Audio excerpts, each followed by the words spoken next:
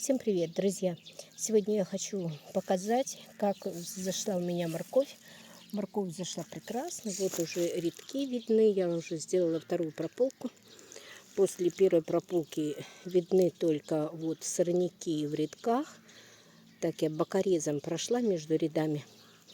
Теперь я прорываю траву в рядах и делаю прорежаю или прорываю, чтобы не было кучами морковь.